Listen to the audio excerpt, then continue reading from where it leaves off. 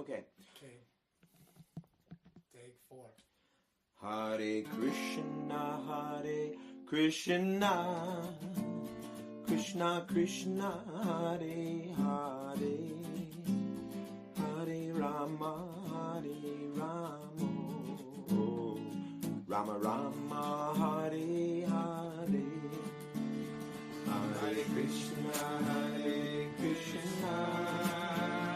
Krishna Krishna, Hare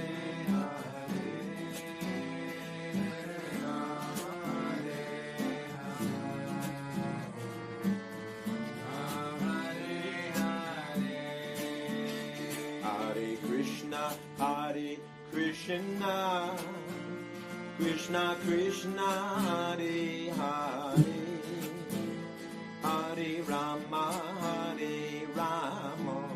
oh Rama, Hare Hare, Hare Krishna, Krishna Krishna,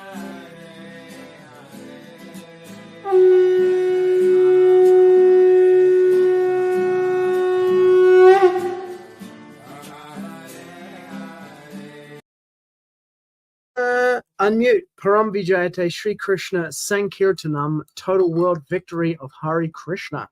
Welcome to today's episode of the Vaishnava Voices podcast. My name is Sitapati Das. And my name is Dana Devi. And today we're talking about Prabhupadanomics, Prabhupada's take on the economy. I got inspired to talk about this today. I mean, I've been looking at the economic situation of the world since 2020. There was something that happened in 2020. I got a lot of time to study things, look into history, and study what Prabhupada was saying about history. And then today I saw this video. I'm going to play part of it now. Let's see if I go present, share screen. I'm going to share the entire browser tab. Which one is it? This one. And I want to also, to share audio, share a tab instead. Okay. So also share tab audio. Here we go. Let's have a listen to these guys talking. Ready? Here we go. Right. Is this reminiscent of 2000 for you? Well, the only difference is between 87 and 2000 and 2008, there was the ability for the government to step in and bail out if we have a crisis. We no longer have that availability because we became so indebted and we're spending so much money each year more than we have. We will not have the ability to simply print 5 or 10 or 15 trillion, whatever it takes to whatever ends up happening, and have the market accept that as that's a net positive. That's the big change now. I don't think the cards can be played. And one of the big reasons is one of the 5 reasons of my Build the Ark is that political paralysis. David, here in the U.S., I can only address in the U.S., Democrats and Republicans cannot go in a room and make any worthwhile legislation anymore. And on top of that, they each have a faction in their party that wants to move more extreme away from their center. So I don't believe if and when the next crisis comes that there's the political will to fix it this time. Okay. What do you mean by this debt issue is going to prevent the government from bailing companies out? I mean, what we saw last year was the Federal Reserve and the Treasury bailing out a couple banks, right? Backstopping bank losses following the collapse of Silicon Valley and a few others. You don't think that's going to happen to the same extent as maybe 2008? So in the 40 plus years, I've seen 3 major financial crises. Each at the time was perceived as a major crisis, even though if you look at 1987, when the Dow was just a few thousand points, you would say, what big deal was that? But for that time, that was a significant financial crisis. Same thing in 2000 and 2008. But each time, the main thing that turned the turnaround for the market was the Fed acting in a much easier stance, creating all sorts of additional money and, of course, debt creation. The governments can no longer do that without fear because people have come to the conclusion that we're now getting to the point we may not even be able to make our interest payments. So that card that was readily available in those last crises, I don't believe is going to be readily available for the next one. I want to come back to what you said about political turmoil. This is Ray Dalio recently wrote a gigantic article for Time magazine. It's a 50-minute read. I'll put the link down below for anyone who wants to check it out. This was released June 25th, 2024. Now he says, and I'll just read the first paragraph and we can comment on this. I believe we now have to face the fact that fighting for democracy as we know it with thoughtful disagreement and compromises governed by rule of law is unlikely to work.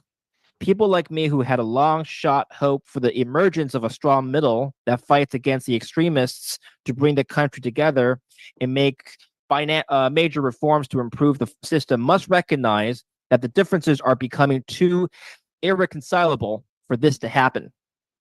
And then he goes on to basically say he wrote an article a few months prior to this outlining basically why there's a 30% chance of a civil war. So now they're talking about the political situation, right? So let's turn that off. And if we go back to here, so there's a crash in 87. There was the dot-com bubble that burst in 2000. There was the crash of 2008, the global financial crisis, which wiped out like, I think it was Lloyd's Insurance, which had been running for like hundreds of years in England. And now there's this thing that's happening. And so the point that Peter Grandich was making there is they can no longer continue to bail it out by just printing more money. And he said, because we can't make the interest payments on the loans, we can't make the interest payments on the money. But then if you're thinking about it, it's like, well, where are we borrowing that money from, and who are we paying the interest to, right? Yeah. And this speaks to the actual underlying structure of the monetary system, which globally is backed by the US dollar. Yeah. So the US dollar is the global currency. It's like, everything gets converted into US dollars. Like when I was living in South America, in order to hedge against local currency inflation, people would have US dollars. So you could go to your local bank in Peru. What was the bank called? Maybe Banco del Peru, I think. And you could open a bank account, and you would open it denominated in either soles, which is the local currency, or you could open a bank account that's denominated in US dollars. Yeah. And in Ecuador, so we went first to Ecuador in 2001, you could go into shops and they had prices on them from before they did the dollarization. So Ecuador was using, they probably still do, the US dollar as their national currency. Yeah. So before that, it was the sucre. And the sucre, they had prices in there like 33,000 or whatever. And it was like, 50 US dollars or 100 US dollars. Yeah. So they had a massive period of inflation, and then they switched over to the US dollar because the US dollar is like this kind of stable, currency. Yeah. And why is the US dollar a stable currency? Because essentially it's because it's backed by US military power is what it's based on. It's not pegged to anything other than that. So previously, where dollars, like the paper currency came from, was like a legal tender note. So you'd have some gold that was deposited somewhere. This is how they kind of invented paper money. You'd have some gold, you'd take it into a bank, you'd put it in the bank, and the bank would give you a bank check or a note that said, this is worth 1 pound of gold or whatever. Yeah. And you could take that and give it to someone, and they could go to the bank and get the pound of gold out. So you didn't have to carry, huge amounts of gold around with you. It was like in a secure location. So that's where paper money originally came from. So if you have a look at Srila Prabhupada's, let's go to the Bhagavatam. Now this part of the Bhagavatam, this is in the first canto. This was written when Srila Prabhupada was in, I'm going to share the whole window. This was written when Srila Prabhupada was in India, and it was written like in the 50s, this part here. This is from the first canto. And it comes in the pastime of Parikshit Maharaj encountering the personality of Kali. Yep. And chastising him because he's beating a bull on the side of the road. So in the translation, the personality of Kali asked for something more, and because of his begging, the king gave him permission to live where there is gold, because wherever there is gold, there is also falsity, intoxication, lust, envy, and enmity. The Bhaktivedanta purport. Although Maharaj Parikshit gave Kali permission to live in 4 places, it was very difficult for him to find the places because during the reign of Maharaj Parikshit, there were no such places.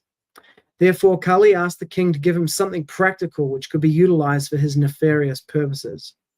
Maharaj Parikshit thus gave him permission to live in a place where there is gold, because wherever there is gold, there are the above mentioned 4 things, and over and above them, there is enmity also. So the personality of Kali became gold standardized. According to Srimad Bhagavatam, gold encourages falsity, intoxication, prostitution, envy, and enmity. Even a gold standard exchange and currency is bad. So here Srila Prabhupada is describing this gold standard exchange and currency where they have the gold in reserve and then they issue paper notes against the gold. So basically people are trading with gold coins, but instead of using the gold coins, they use a paper token which represents the gold coin. Gold standard currency is based on falsehood because the currency is not on par with the reserve gold. So what will happen is the bank will have, say, I don't know, 1,000 gold coins. So they make 1,000 pieces of paper for the gold coins, but then they notice after a while that people don't bring the paper back and exchange it for the gold coin. They just keep swapping the papers around. So they're like, well, why don't we just make another 1,000 pieces of paper, right? Right, yeah. And so that becomes like a fractional reserve banking, it's called. The basic principle is falsity because currency notes are issued in value beyond that of the actual reserved gold. This artificial inflation of currency by the authorities encourages prostitution of the state economy. The price of commodities becomes artificially inflated because of bad money or artificial currency notes. Bad money drives away good money. Instead of paper currency, actual gold coins should be used for exchange. And this will stop prostitution of gold. Gold ornaments for women may be allowed by control, not by quality, but by quantity. This will discourage lust, envy, and enmity. When there is actual gold currency in the form of coins, the influence of gold in producing falsity, prostitution, etc. will automatically cease. There will be no need of an anti-corruption ministry for another term of prostitution and falsity of purpose. Wow. So what happened in the United States is that in the 1930s, they confiscated all the gold. Let me see if I can find that. So bank gold, let's try 1930s.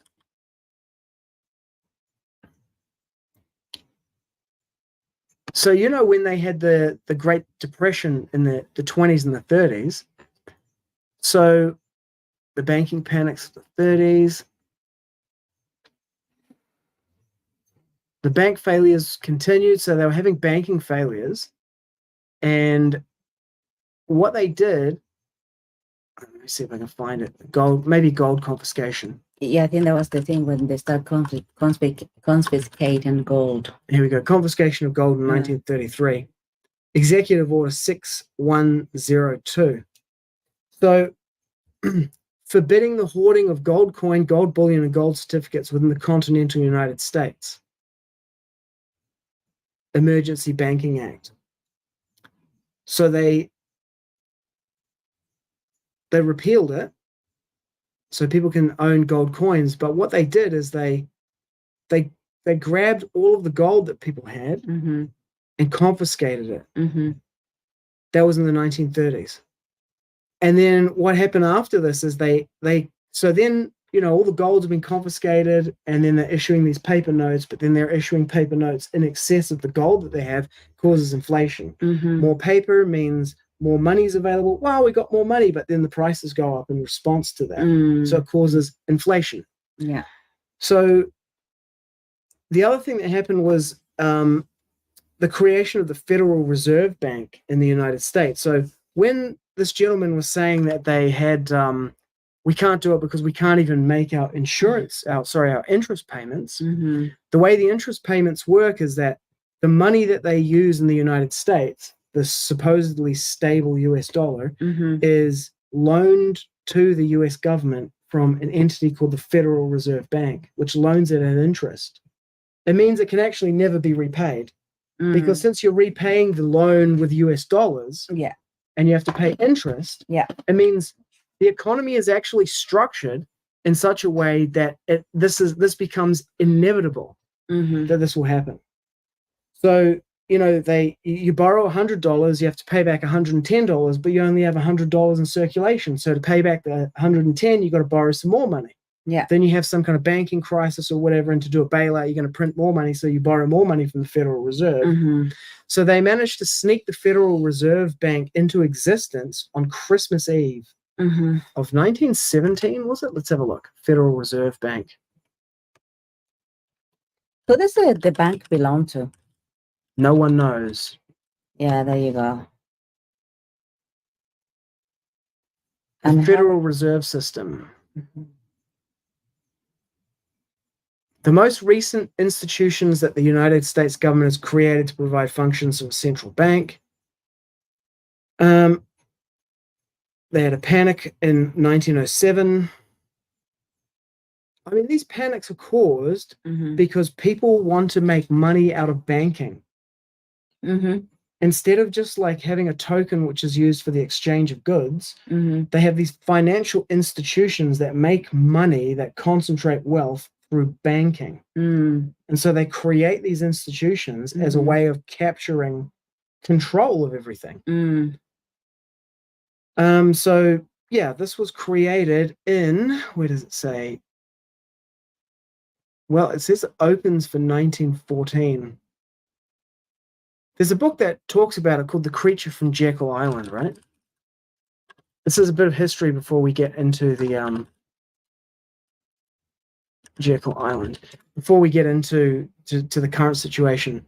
Mhm. Second look at the Federal Reserve. It's a conspiracy theory book, right? Let's just go on here. G. Edward Griffin, Mhm. a mensch. Yeah, so this is like the classic expose of the Fed that's become one of the best-selling books in its category of all time. Where does money come from? The US dollar, particularly. Mhm. Where does it go? Who makes it? The money magician's secrets are unveiled. Here's a close look at their mirrors and smoke machines, the pulleys, cogs, and wheels that create the grand illusion called money. It's a detective story. This book is about the most blatant scam of history. It's all here, the cause of wars, boom-bust cycles, inflation, depression, prosperity. Your worldview will definitely change. Putting it quite simply, this may be the most important book on world affairs you'll ever read. The fifth edition includes a no-holds-barred analysis of bank bailouts that are shown to be nothing less than legalized plunder of the people. Mm. You know, the creation of this falsity, this gold standard, Mm. instead of this paper currency, where currency notes are issued in value beyond that of the actual reserve gold. But it went even worse than that. Mhm. So it was 1972. So they had the Bretton Woods Agreement, which let's look at Bretton Woods first. So the Bretton Woods Agreement, Mhm. you heard of it before? Nope.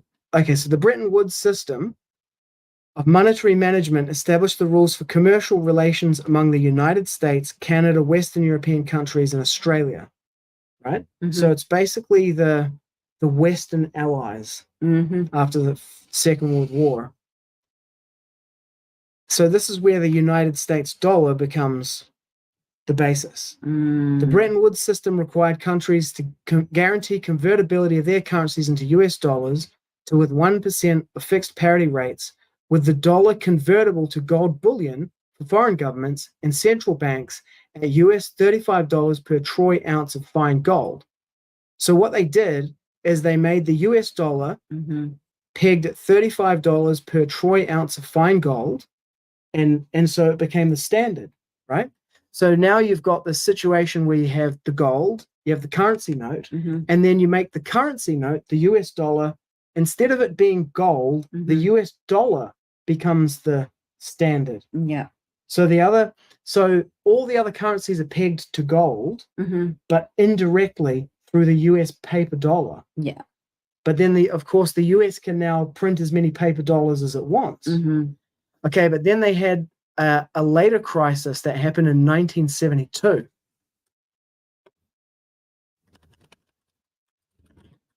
So we'll be able to see. So Srila Prabhupada wrote this after Bretton Woods. Mm. He wrote this after Bretton Woods, but before the 72, what happened in 1972. Mhm. If you're a conspiracy theorist, you'd be like, this is the long game of how they wanted to seize control of the entire world. First, they seized control of America. Mhm. And they got the Federal Reserve printing the paper notes, right? The Federal Reserve Bank, Mhm. 1914, around then, the Yeah. creature from Jekyll Island. Then in 1933, they confiscated all the gold. So now it's like, because you could use dollars or you could use gold, Yeah. but now you can only use the dollars. Yes. You can't use the gold. Yeah. Then they make all the other countries in the world after the Second World War is actually, if you're a conspiracy theorist, about forcing all the countries to use the US dollar. Mm-hmm. So now you're at the next level. And then in 1972, they pull the rug. The end of the unilateral cancellation of the direct international convertibility of the United States dollar to gold. Mm. And then, ladies and gentlemen, it disappears. Now you're holding all these US dollars, which supposedly represent gold, but now they don't. Mm-hmm. But the US dollar is still the thing, Yeah. right? So this happened, in 1971.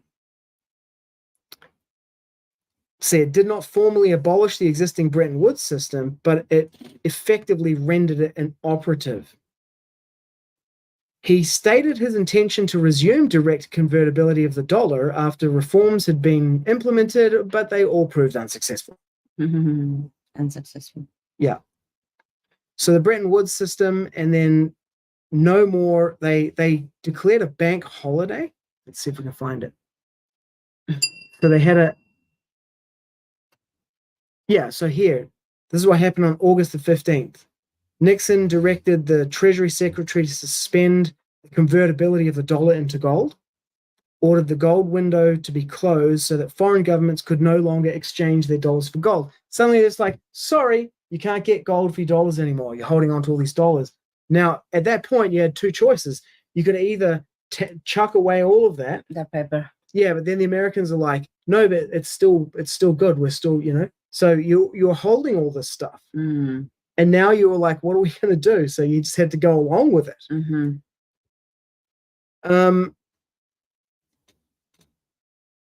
So let's have a look at what Srila Prabhupada had to say about that. Let's have a look. Search. So if we look for, let's try Nixon and gold. I wonder he reversed it. Just a complete, sleight of hand, Mm. And poof, now the gold is gone. Now it's just all paper. Let's have a look. Where did the gold go now? I wonder. Well, the gold is less important. It's about now that they actually have, what it's backed by is it's backed by military power. Mm-hmm. As long as you've got money and you can print money and you can, have weapons and weapon systems and deploy them and attack other countries, that's what it's based on now. It's based on American hegemony. Hegemony. Let's have a look and see if we can find Srila Prabhupada speaking about this gold crisis.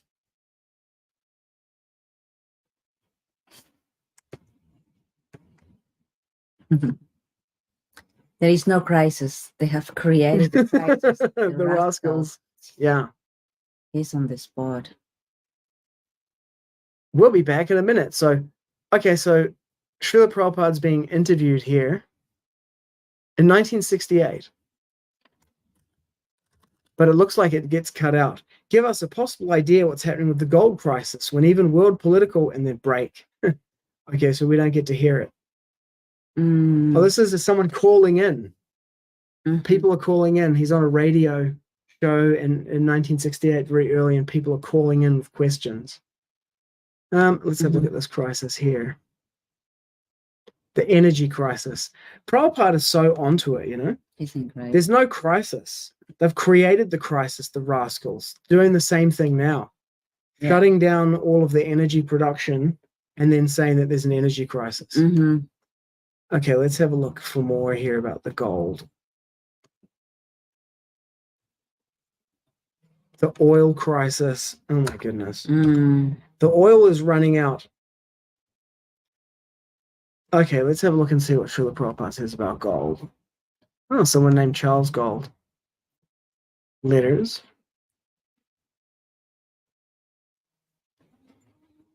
So Srila Prabhupada used gold a lot as a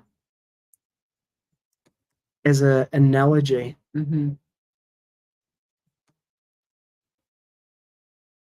Okay, let's have a look at this one here.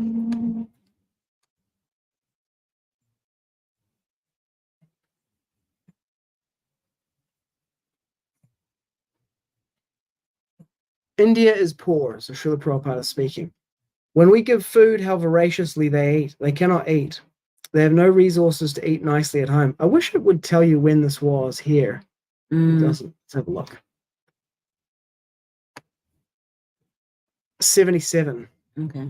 Okay, but hang on. Let's just have a look at this. This is a side thing. Why don't you start this toothpaste? It is very effective. I am using personally. Toothpaste is a very common thing. If you introduce it, it is used by % persons. Simply, they should like it. So there you go. That's an example of a commodity business, right? Mm-hmm. Which is something that everybody uses. And Prabhupada had his own toothpaste formula, and you can buy it. It's called Uncle Harry's tooth powder. Yeah, you can get it on Amazon. Okay, we worked out the price of gold. Yes, gold standard. So this is 77. It's after this gold cry, the unpegging of the dollar in 71. At that time, gold was selling. My mother was purchasing gold for ornament at 20 rupees per tola. Now the gold in India is 600 rupees. It doesn't mean that gold has gone up in price. Mm-hmm. It means that the money has become worth less. Yeah. It's called inflation. It's currency debasement. Yeah. It's effectively the same thing as what they did in, like taking a coin and then stamping out the middle of it, and then stamping out the middle of all the coins, melting that down and making new coins and stamping the middle out of those. Mm-hmm. It's called coin clipping, or debasing the metal by mixing other metals into it. Mm-hmm.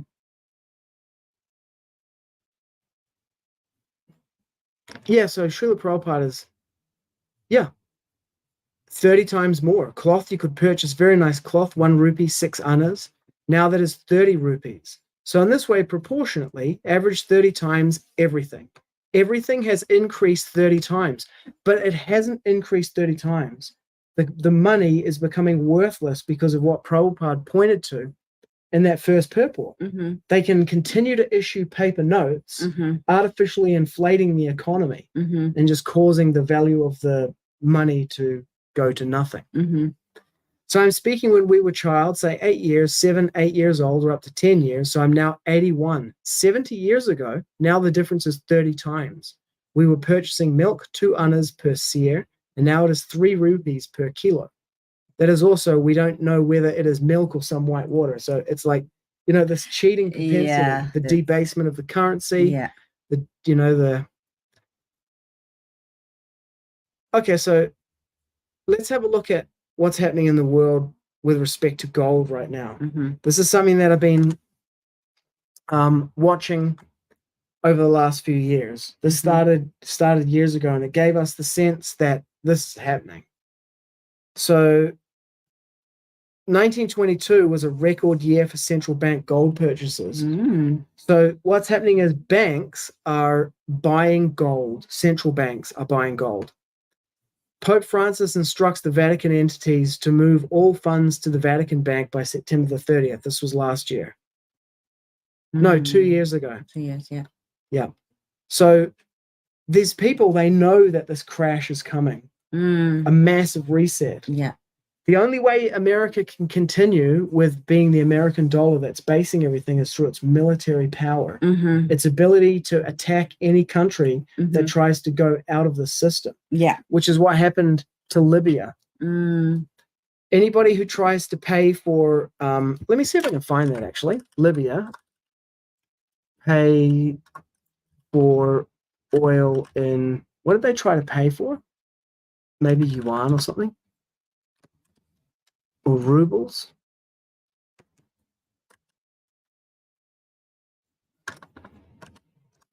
Rubles.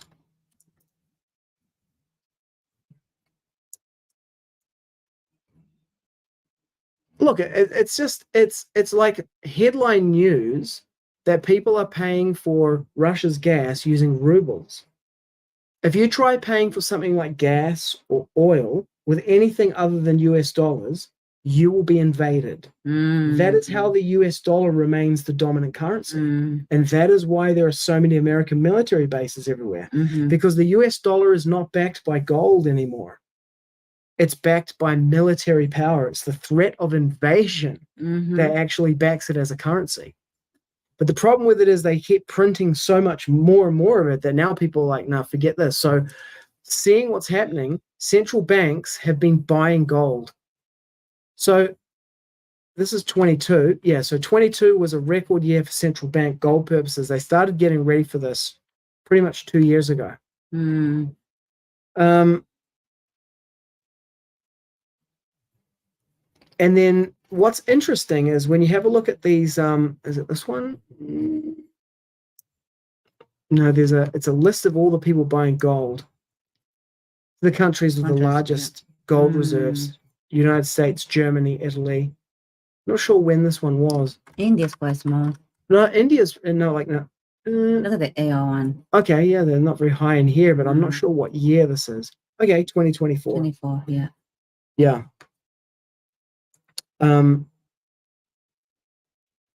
Central bank holdings. Okay, so buying the most gold for their reserves. So if you have a look at this table in here, you can see that last 3 years change of percentage of current holdings, which gives you an idea of who's accelerating. So India, not so much. Poland, yes. Singapore, yes. Brazil, yes. Even Iraq is in here. Egypt, Qatar. Now, in this list here, this is also very interesting, that if you have a look at Australia, has 79.9 tons of gold. And they bought most of that in the last, like, 3 years. 3 years. Mm. New Zealand. Yeah, so this is interesting to see this. Probably Jacinta sold the gold. No, it has 0. Yeah, I bet she's. There's nothing. New Zealand has no gold. 20-year change, 0. New Zealand does not hold any gold at all. New Zealand is like a pure paper economy. Look, Zimbabwe's got 2.5 tons. Okay, so China's central bank has been a big buyer of gold. Iraq has been buying gold. Turkey has been buying gold. Basically, if your country is buying gold like this, out of the, if your central bank of your country is buying large amounts of gold, they're betting against the United States. Well, no, they're not necessarily betting against the United States. They're taking out they could be, but they're taking out a significant insurance policy against the failure of American dominance, military predominance on the planet, is what that signals. Because they're preparing to go back to a gold-backed standard. Yeah. Which there's no gold-backed standard now because of the American dollar, which is backed by military power. There was one I saw where it made it really clear that it was like China, Russia, India, and Brazil. Oh, really? Buying up. Brazil, yeah. Yeah. And India. Yeah, so I mean, looking at this through the lens of Srila Prabhupada's analysis of economy, let's have a look at this other one here. There is no crisis. Let's have a look at inflation, what Srila Prabhupada says about inflation.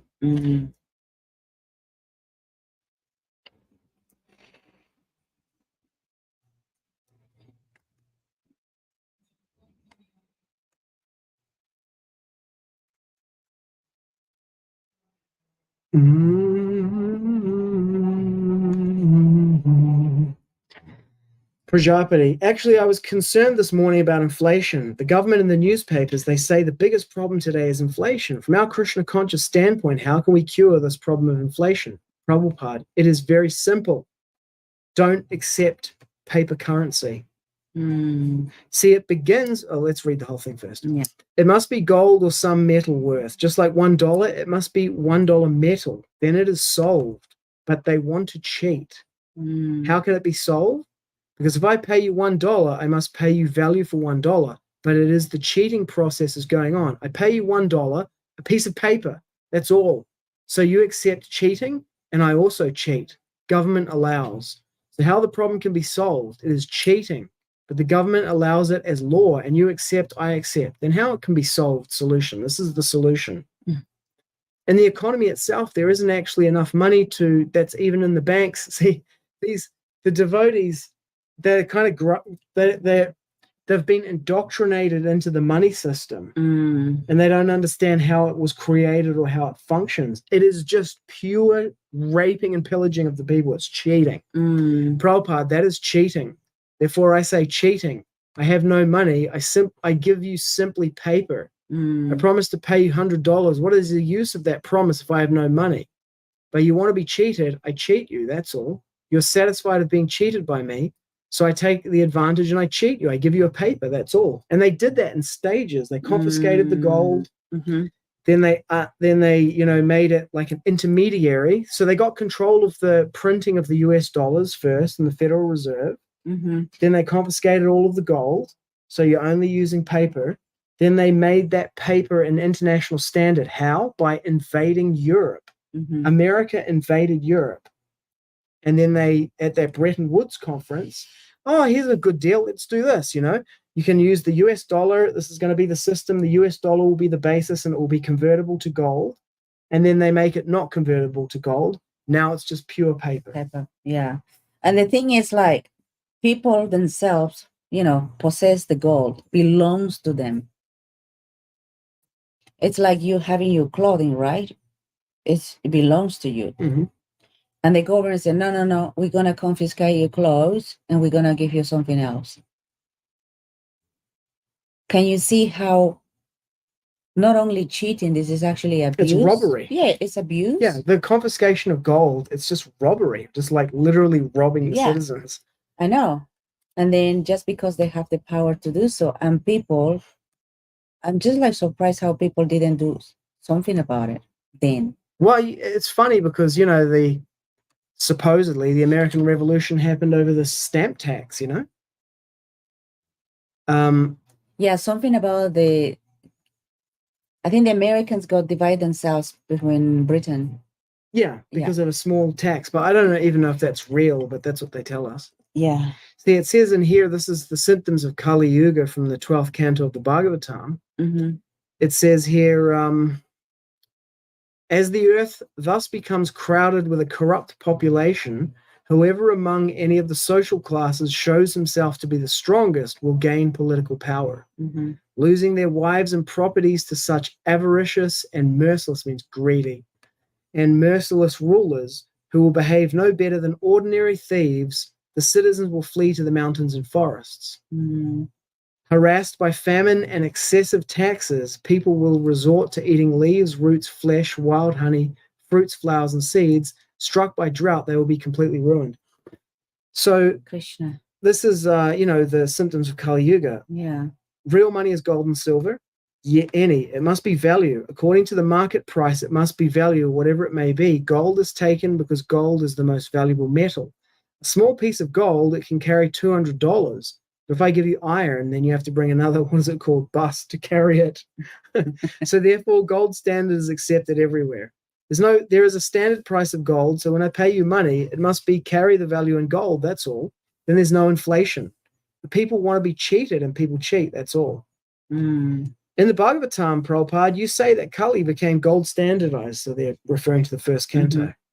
In the Srimad Bhagavatam, in the purport, that is another point, that one who has gold, he can purchase these 4 kinds of sinful activities: meat eating, gambling, intoxication, illicit sex. If you have money, you can get illicit sex from big quarters, is it not?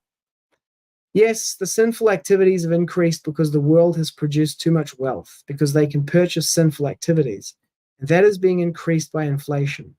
False money I have got, and with that false money I can purchase all this illicit sex, wine, intoxication, and because it is just like nowadays, bank is giving you a card, AmeriCard, what is that? Bank AmeriCard. So you simply show the card, you get the goods. So to exchange, it has become very cheap. So cheaply you can purchase. And so what happens is your desires, your consumption increases. Yeah, definitely. So the inflation of the currency, not only that, but the inflation of material desires, they go hand in hand. Therefore, cheaply you can purchase sinful things also. The people are becoming sinful. The modern economy is engage people in working hard to produce, and by artificially cheating, secure the goods, commodities. This is modern economy.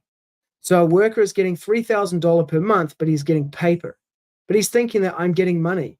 He's giving his labor and things are being produced. This is the policy. Cheat him. Without giving money, give him paper and get his labor and produce goods. This is modern economy, is it not? Mm-hmm. A laborer, a worker is given high salary. So what is he getting? It is paper. And he's very enthusiastic to give his labor. So production is more. And when you go to purchase the products, then you have to pay again. Whatever you have earned, you have to pay everything, pay to the bank or pay to the man. Simply cheating process is going on. There is no solution. People are cheaters. They have been taught how to cheat. Everyone has got a cheating propensity. That is conditioned life. 4 defects: to commit mistake, to become illusion, to cheat, and imperfectness of the senses. So cheating propensity everyone has got. So that cheating propensity is being encouraged more and more. Instead of minimizing it or stop it, it is being encouraged. Prabhupada, so you're going to carry the message to the government? Yes, Srila Prabhupada, we're working on it. That issue metal coin and the problem will be solved, but they will not take your advice.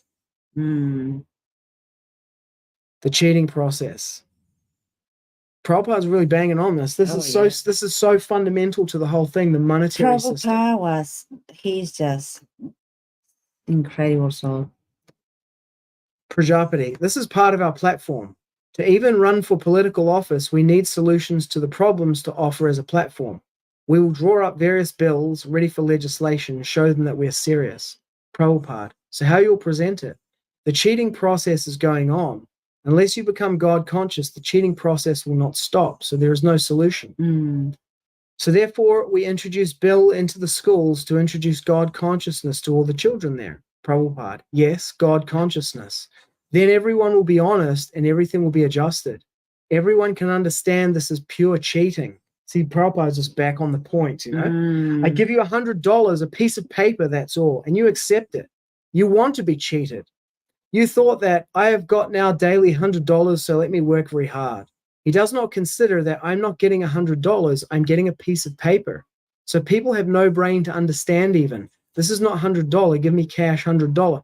See, now, the issue here is that people will look at this and they say, well, you know, what does it matter if I get $100 bill and I can, me as the individual, I can exchange that for $100 worth of stuff, right? And if you gave me $100 worth of gold coins, I would exchange that for $100 worth of stuff. So it's just the same thing to me. They don't understand how when they're going like, oh, inflation is like inflation that, and like, well, you know, we're having a market crash. Nobody understands or can explain why these things happen. Why does inflation exist? Why market crashes and bank bailouts and all these kind of things happen? They just seem to be these kind of mysterious kind of things, and it's real complicated, and you have to go to university to understand it, and then they give you all the explanations. No, it's very simple. They have created a system of indirection for the actual stored value that they can manipulate, and they are manipulating it. People have created the system deliberately to be able to make money out of banking. There are people in the world who are concentrating, they're doing 2 things. They're making money out of banking, so they don't actually do anything. They just, by controlling the system, they become rich, wealthy, and powerful. And then the other thing that they do with it is that they then use that to conquer the rest of the planet by enforcing the monetary system through military invasions. So they militarily invade, and then they impose the monetary system. And then any countries that try to resist the monetary system get invaded. And of course, they control also the media and the school education system. So they're brainwashing everyone into it. And they tell you the reason why we're invading this country is because this country has got an evil dictator and they're murdering the people. But the reality is that government just tried to switch to a gold standard and tried to pay for gas or oil with a currency other than the US dollar is what's actually happening. But the invasion not only is because like they're evil and bad people. There's something that they need to take out of that country. No, they're doing it because the country is trying to go off the monetary system. But so they don't want that. And also at the same time, there is like the, ¿cómo se dice? Saquear? Like robar? Plunder. The plundering also the country. Yeah. So I don't think that is fair at all. So the economic crisis and the war are connected to each other Mhm. because China and Russia are buying in large amounts of gold into their central banks. Mhm. So they're obviously, it's sending a very strong signal that they are planning to go off the US dollar. Mhm. And they are going off the US dollar, and people are starting to transact using yuan or rubles, which means that for America not to implode economically, they have to go to war because the US dollar is backed by military power and by having like a hegemony over the world where the US dollar is worth anything simply because everybody has to accept it. Mhm. Not because people don't want to accept the US dollar because it's stable, because the US dollar is not stable anymore. Mhm. The US dollar is like inflating. They're doing quantitative easing by printing, all this quantitative easing that countries have been doing. What a word. They call it quantitative easing, but it means they're just printing more and more dollars. Mhm. Like, we More have paper. problems. Yeah, we're going to print more paper and that will solve it. Now we got $1 trillion to spend on this thing, to solve this unemployment problem or these lockdowns or whatever, but they're devaluing their own currency. Yeah, the other thing is that with the USA now, they're in I don't know how many trillions of debt. Yeah, to the Federal Reserve Bank, but they also are in debt to other countries. But the fundamental basis of the US dollar is that it's issued by the Federal Reserve Bank and it comes with debt already on it. Mm. Let's keep going with Prabhupada here. So then solution will be there will be no inflation. Prabhupada's saying that if you get rid of the paper money, there will be no inflation because I know that paying you a piece of paper, I can cheat you. Therefore, I am printing notes to cheat so many people. This is exactly why they did it. Mm-hmm. Therefore, inflation. It's so simple. Mm. They created a cheating system where they can print more money against the gold reserves. Now we can even pretend there are no gold reserves. Well, what backs the dollar then? The fact that everybody will accept it and use it. But why do they do that? Because if they don't, we invade them.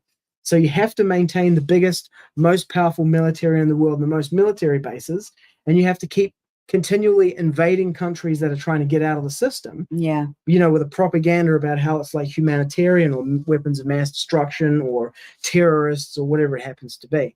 The thing here is, if you were a very rich country, or let's say, if you're a very rich person, Mhm. you don't need to borrow money from anyone because you're very rich.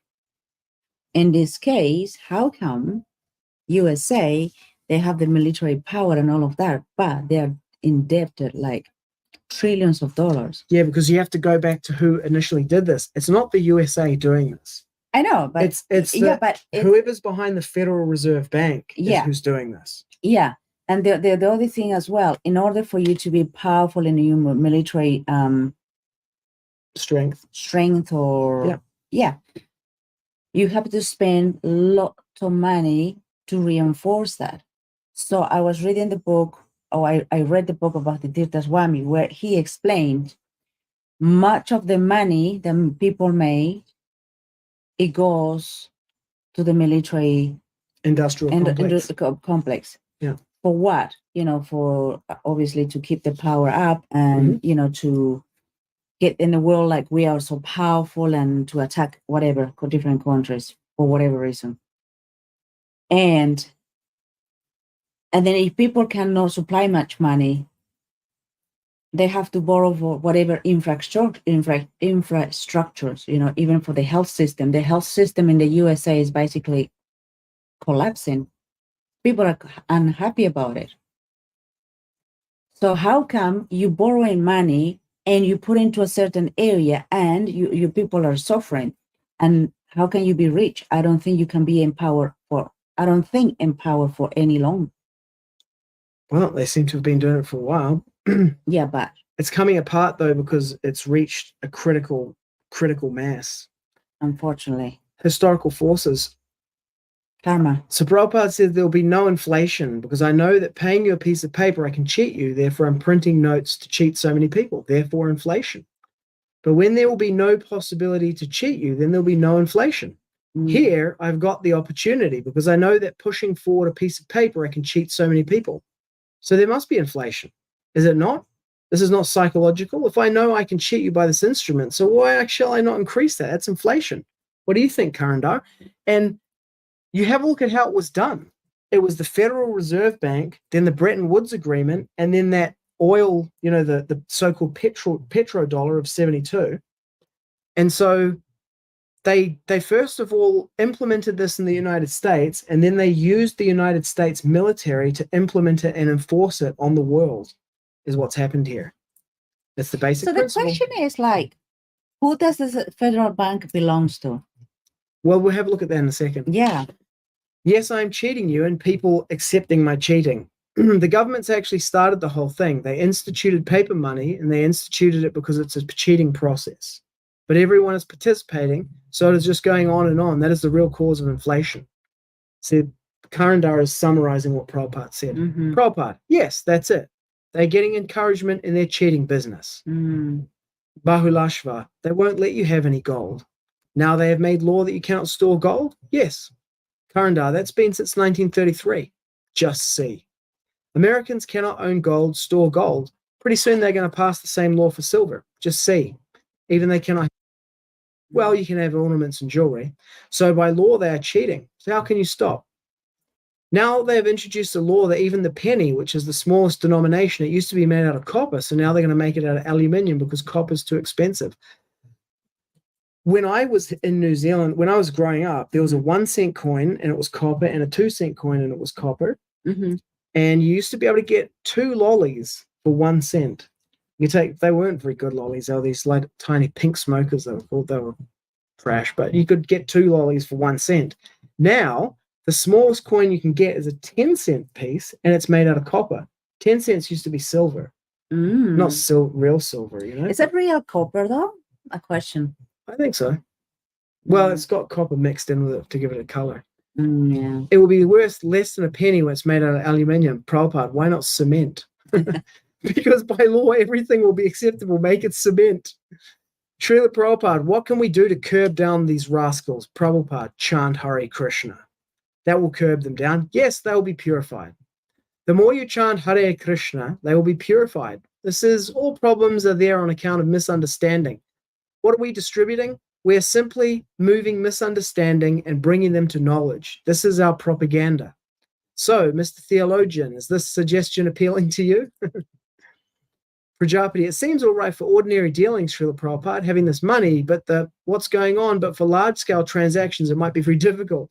Prabhupada, huh? And as the practical basis, transactions of thousands and thousands of dollars that will be good for the people. Because large-scale transaction is there, therefore the capitalist hoarding. Goods are there, everything is there. You pay black price, you get it. Then when somebody's hoarding, he's not giving to the market. So if the large-scale industry and trade becomes stopped, that is good for people. If the large-scale industry and trade becomes stopped, that is good for people. The way this actually developed was, it developed in Europe. And it was...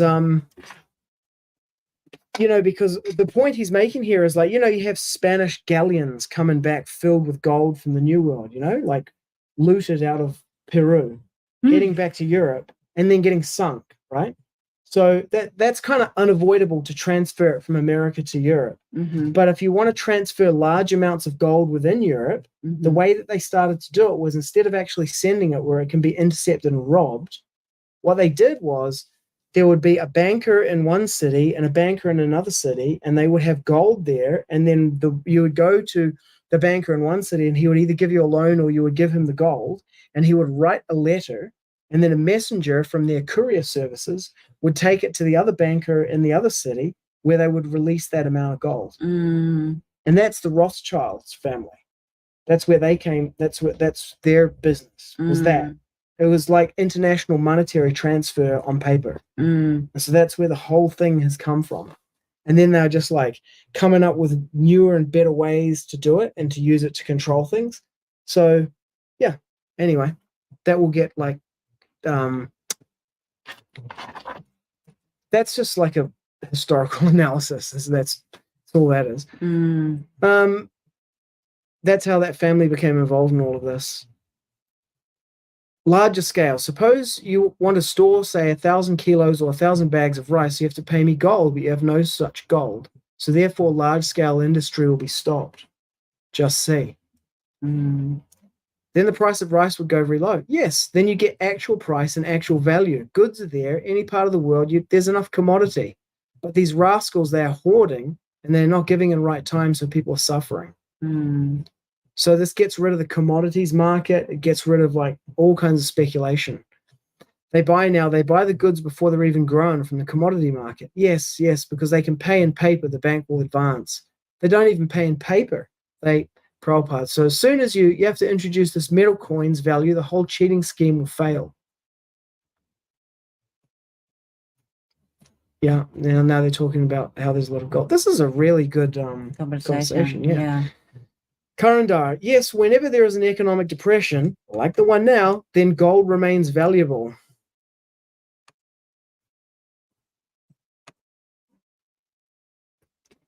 Whenever there is an economic depression, then gold remains valuable. Central banks bought the most gold on record last year, 2022. Yeah, so they're hoarding. Everybody who has their eyes open and can think knows what's going on. It's only the people who are like, oh, there's fears of a recession. It's like, are you kidding me? Like, people have obviously been geopolitically and economically positioning themselves for a major market crash, which in this case also means a world war, because the American dollar is backed up by military power. If you study Prabhupada and see things from the Prabhupadanomics, from the Bhaktivedanta historical dialectic, this was obviously happening. And I don't know why anyway, I don't want to get into that. Just like when the stock market crashed in 1929, if you had gold, you could still purchase goods. No matter how bad the economy was, people would accept gold as barter, but not currency. Well, they put an end to that in 1933, didn't they? Prabhupada, yes, Indian economy was that if you have got extra money, you get gold ornament for your wife. So then your money is stocked there. Or purchase some utensils, silver utensils. That was Indian economy. This depositing in the bank and thinking I'm getting good interest, that is another cheating. It is another cheating. If things are not available, what will you get by getting interest? Therefore, I'm advising that purchase land and produce our own food. There will be no problem. Karandhara. The inflation rate is higher than the interest rate. If you earn 5.75% interest in a year, the inflation has gone up 6% in a year. So actually your money is, at best, it's kept the same. Prabhupada. The money should be kept in cattle and grain. That is Indian economy, cattle and grain. If you have got many cows, you get milk preparation. And if you have got grain, then what is your problem? You prepare your food stuff at home and eat and chant Hare Krishna. Where is your problem? You want to eat and live peacefully. So if you have got grains and milk, you've got enough food and there's no problem. You haven't got to go 50 miles for your work and then you require a tin car. So many problems. But if you get your food at home, then eat them and chant Hare Krishna and go back home, back to Godhead. Simple thing. Yeah. Okay, let's go to this next part here. Prajapati. So many people now employed in sinful activities, jobs that are to do with sinful life. If we get rid of these sinful activities, what will we find for these people to do to replace their jobs? Prabhupada. Do pious activities. Do you mean to say we have to continue sinful activities for their job? Well, they say like that. No, we shall give them engagement. Cattle industry, liquor industry, tobacco industry, all these big industries. Prabhupada, yes, let them be without industry. Come to us. We should give them food. Yes, just like that. What is that? Mrigari. He was thinking that unless I kill animals, how will I eat? How shall I live? And Narada gave him that, I will give you to eat. Come here. So he became Vaishnava. So that is our propaganda. Stop this nonsense business. If you think that how you shall eat, I shall give you eating. Come on. This is our program. First of all, you stop it. Then I will see how I will give you. Just see. When I came first, I was alone. I had no shelter, no food, and how we are now maintaining thousands of people and giving them to eat and nice shelter. How is it possible? It is possible. Because after all, Krishna gives everything. So if they become Krishnaized, everything will come. Why they bother about the sinful activities? Yep.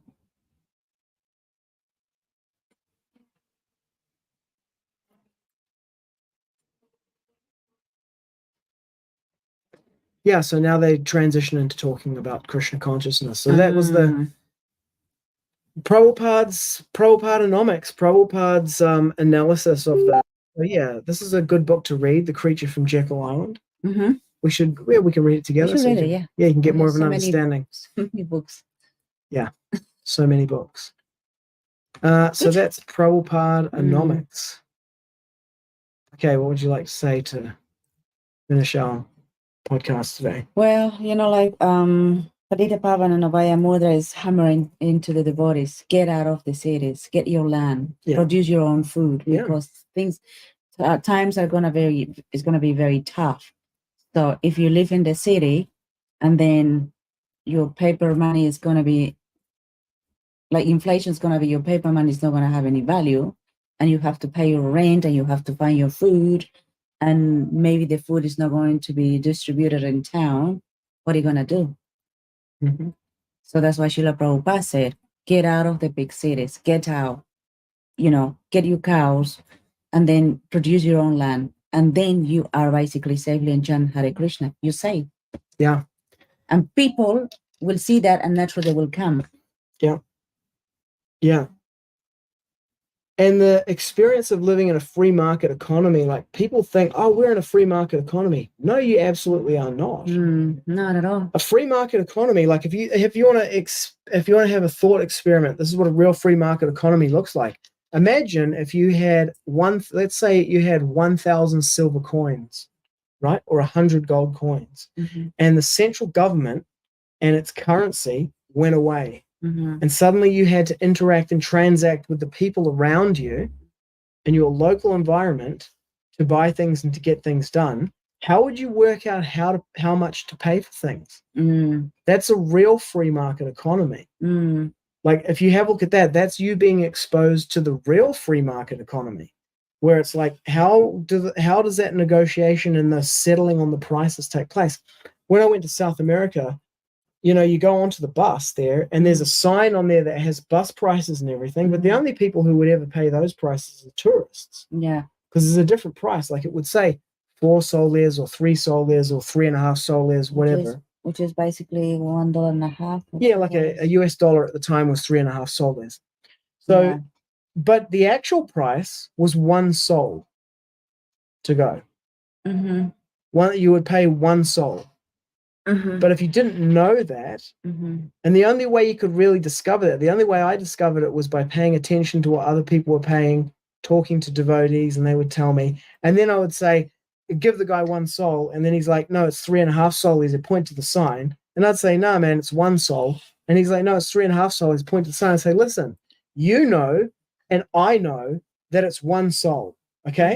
And I've given you 1 sol, and that's what it is. And they say, okay. Yeah, and they're like, yeah, okay. This guy's not going to buy it. But then you go into shops and they have a price on everything, but the price is not the actual price is what you are willing to pay for it and what the person is willing to accept. Because you go, it says 100 soles, and you say, I'll give you 50 soles for it. And then they say, oh no, look, I'll give it to you for 90 soles. And then you're like, nah, man, like I could go to like 70 soles max, And then they're like, no, 90 soles, 90, good price, You're like, nah, I'm going to go and have a look at some other places. Maybe I'll come back later. And you turn around to walk out, and then they're like, oh, look, I'll give you, 80 soles, And so then you're finding the point. There's a point where you'll walk away from the sale. Yeah. There's a point where they're like, I can either lose the sale or I can drop down. And so you're trying to find that. It's like a dance between the two of you. That's a free market economy. This economy we're in now is not a free market economy. You walk in, there's these fixed prices, you pay them, you pay with your, you walk into the countdown or the Woolworths, whatever it's called, and it's $10 for a block of butter. And on top of that, you have to pay your taxes for your food. Oh my goodness. Don't get me started on taxes. We'll do a whole other one on taxes. We'll do a Prabhupadanomics on taxes. And then that your money that you already been taxed by the IRD is in the bank, and the bank take more taxes Well, they take taxes out of your interest. It's all just another form of cheating. I know. It's just like your money is just basically getting a schemed. Yeah. Yeah. And not only that, People have been converted into feudal slaves and they don't even recognize it. I It's a know. beautiful system. They've reinvented a feudal system which is invisible to the participants yeah. because they don't understand what money works. Mm-hmm. It's $4 for a capsicum right now. Where's that? It looks like Michael McNeish. For a capsicum. Yeah. Crazy. And then these prices are just going to keep going up because the value of the dollar is going to keep going down. Mm. And then we're going to see, as America tries to hold on to the hegemony of the US dollar, they have to go to war. There's no two ways about it. China and Russia and Turkey and other countries have been pulling all this gold in. The Vatican's been pulling everything into its own banks. Everybody is getting ready for a massive economic meltdown. How come the Vatican makes a lot of money? Where does the money come from? Well, that's a whole other can of worms to open. We serve the humanity, but we are very rich. Okay, there is a lot of poor people around the world. What are you doing about that? Yeah, interesting. Yeah. What else? What else can we talk about this?